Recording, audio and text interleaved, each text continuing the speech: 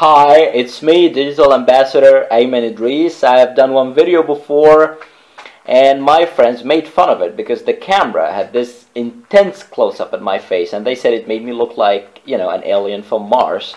So I thought this time I'll put the camera at a distance, and I guess, well, photography and filmmaking isn't really my forte. Anyways, I'd love to talk to you about minuscule differences that I have noticed since I came here. Now, this is not going to be about cultural differences per se. This is not going to be another blog post about cultural differences. I think I kind of assimilated pretty well to this culture. I mean, I don't even notice the differences anymore.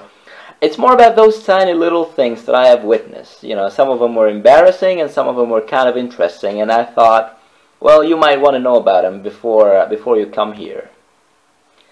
First thing I noticed, and well, it kind of annoyed me. Actually, it really annoyed me. It enraged me.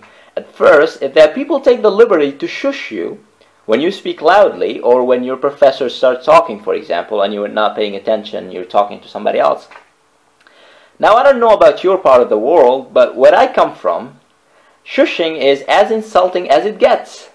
It's tantamount to telling someone to shut their stupid face. I mean, I still remember my shock and my orientation when I was talking to someone sitting right next to me. And, well, I was telling a joke. And then the instructor started talking. And I was about to spill out the punchline. So, I kept going. So, the girl sitting in front of me, she turned and, like a half turn like this. And she looked at me and then she shushed me. I never felt so affronted. I mean, my face got all red. And looking at my face, see, you can tell getting this face to be red is no easy feat. But then with time I realized it's perfectly normal here, so if you get shushed in your first days here, just don't take it personal. The second thing I want to talk about is what you call chivalry or gallantry, particularly from men towards women. Now, like for example, if a woman was carrying a heavy bag or she had a flat tire or something and you wanted to help her. Now this is kind of delicate because oftentimes your intentions might be misconstrued. The West and the East seem to be at odds when it comes to this sort of thing. Meaning, where I come from, we tend to consider it an endearing gesture, a sign of respect to women to help them, for example, if they needed help. But it might be misinterpreted in different parts of the world, particularly in Sweden. It's one of the most egalitarian countries in the world. It might be looked like as if you think she's not capable of doing it on her own. So I'm not saying you shouldn't help women, but what I'm saying is you should always be culturally sensitive, and you have to remember there is no universal code of conduct when it comes to this sort of thing.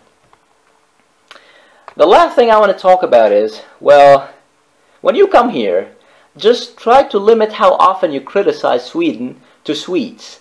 I mean, we've all done it, but it's kind of annoying when you think about it. We keep talking and talking to our Swedish friends about how terrible the weather is in winter, how reserved and kind of aloof the Swedes are, how difficult it is to make a Swedish friends. And they are nice enough, so, they don't tell us to just cut it out, but I bet they get quite annoyed by it. The other day I was thinking about this, and I thought, well, if somebody visited Sudan, my country, and they just couldn't shut up about how hot it was, or how bumpy the roads are, or how people often visit unannounced, for example, I would be pretty annoyed myself. So just keep that in mind. So, Ayman signing off. Peace.